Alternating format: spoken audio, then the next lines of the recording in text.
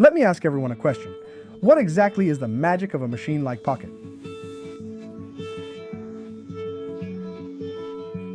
The answer is that it encourages people who usually don't shoot videos to start trying to record their travels with video. Because it is small, has a rotating screen for quick shooting, and features 3-axis mechanical stabilization for stable footage, it naturally becomes a lightweight device that helps you record your life with video. For this reason, I think the most important thing for beginners when they get such a device is to quickly get started and start shooting. This time I will use DJI's newly released Pocket 4 to directly share quick tips for shooting videos, slow motion, motion time-lapse, and live photo shooting, making the Pocket worth every penny.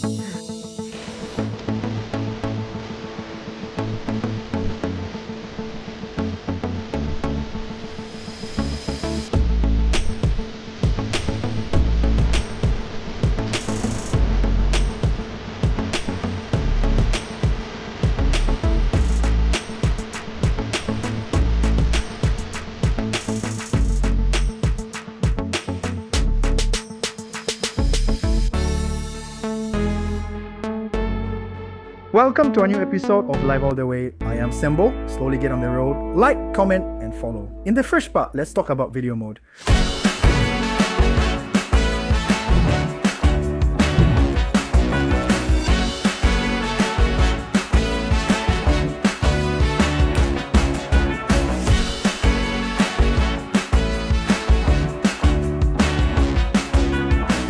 For beginners shooting videos, what's often missing is the so-called sense of imagery. The footage ends up looking like casual recordings without a finished feel. The issue lies in camera movement. Many of you have probably heard of techniques like push, pull, pan, and tilt, which frequently appear in films. Achieving these with a Pocket is actually not difficult. You can click the shooting mode options menu at the bottom left of the screen, select video mode, and learn simple camera movements together.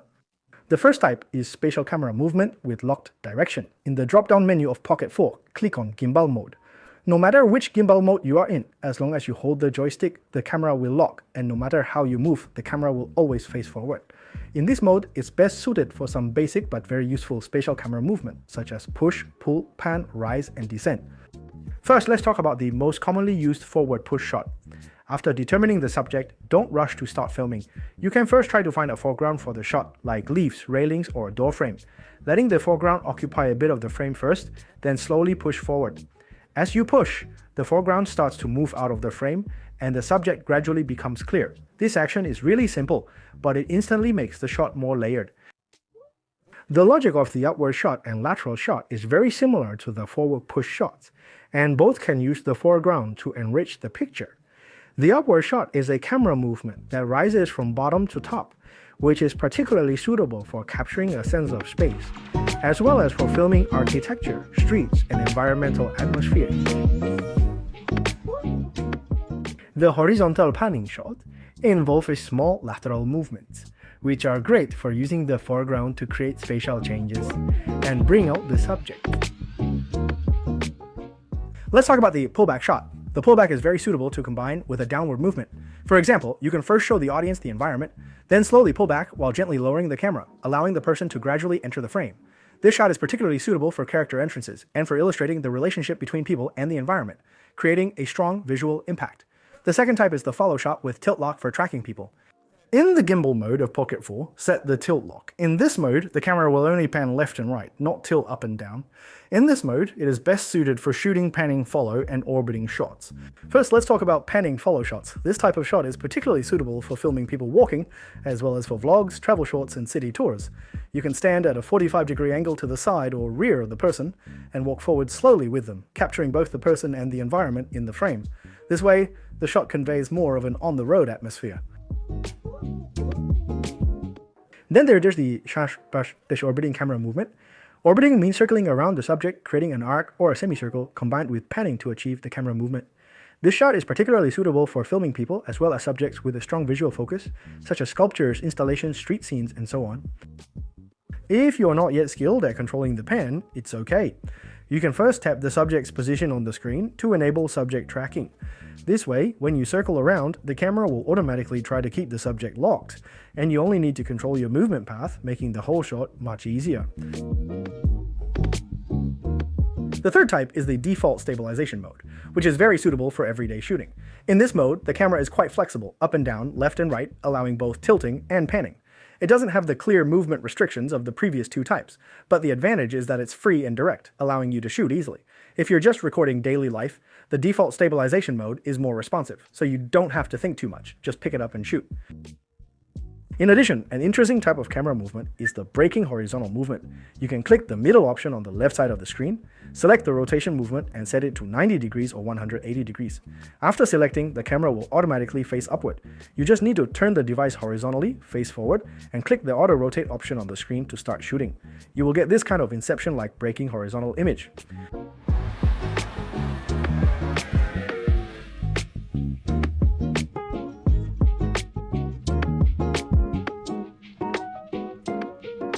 After learning the above camera movements, when you actually operate, make sure to move the camera slowly. Try to stand in place and move the camera by shifting your body forward, backward, left or right. When you need to move the camera while walking, you can advance in a lunge position and lower your center of gravity. This can effectively reduce vertical shaking of the camera, making the footage smoother. And the second part, let's talk about slow motion. Slow motion is what we often refer to as high-speed shooting. I have always thought this is one of the simplest and most effective ways to enhance the quality of a video, because many times when you watch ordinary actions on site, once slowed down, their rhythm, details, and emotions are magnified. For example, when you normally film someone walking at regular speed, it might seem very ordinary. But if you choose the slow motion mode on the Pocket, set it to 240 frames, and film again, you'll find that everything from the hair swaying to the moment of turning back will have more visual impact. This time, the Pocket 4 has been newly upgraded to a maximum of 240 frames for slow motion, allowing you to DIY Grammy-level slow motion shots.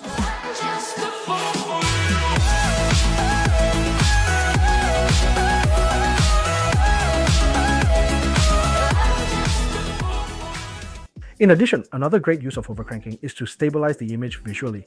In the camera movement shooting we discussed in the first part, you can set it to shoot at 60 frames or slow motion at 120 frames. After overcranking in post-production, the inherent shaking will also slow down, making the camera movement look more stable and smooth.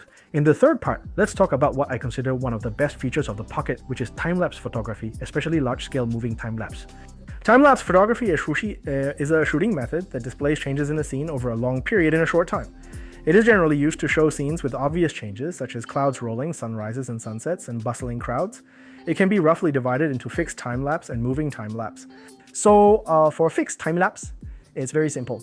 You can use a tripod to fix the Pocket in one place, click the shooting mode option at the bottom left of the screen and select time-lapse mode. In this mode, swipe up the screen to set it to still mode.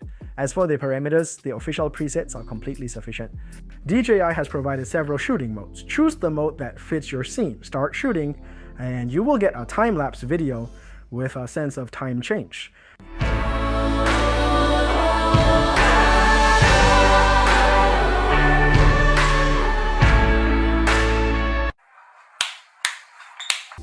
There are two types of moving time-lapse. There's one type still uses a tripod to fix the position.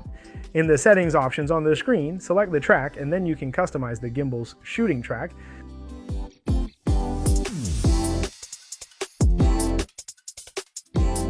After the shutter setup is complete, the gimbal will rotate along the path bit by bit to shoot, and finally you can get such a fixed position moving time-lapse shot.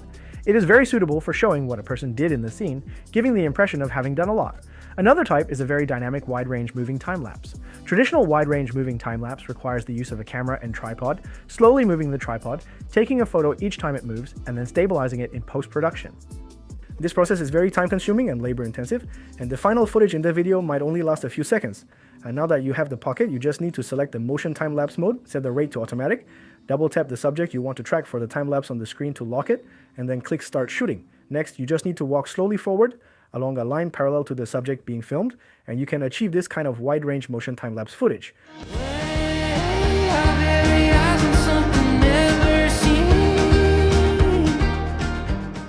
The last category is live photos. Live photos are actually short video clips, and their charm lies in having the cover feel of a photo, while also bringing a touch of life with some motion. And Pro X is really suitable for capturing this kind of content.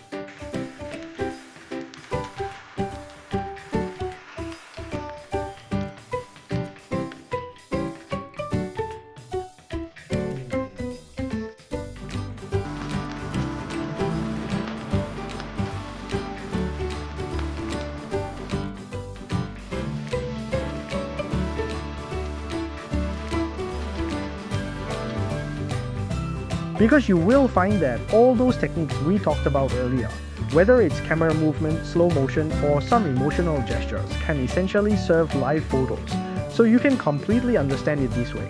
Many of the video materials you shot earlier don't necessarily have to exist only as videos.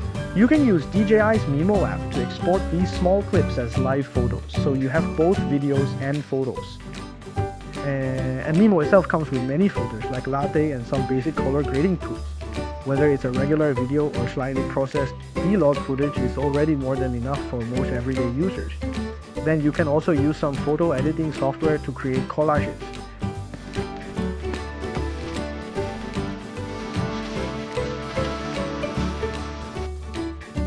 And the brand new Pocket 4 can directly shoot live photos. If you find it cumbersome to shoot a video first and then export it as a live photo, you can directly shoot live photos to easily capture lively live images. So that's all for this video. I hope it helps everyone quickly get started and master the basic skills of Pocket to shoot satisfying travel films. If you like our content, you can support us by following, liking, and sharing. See you next time.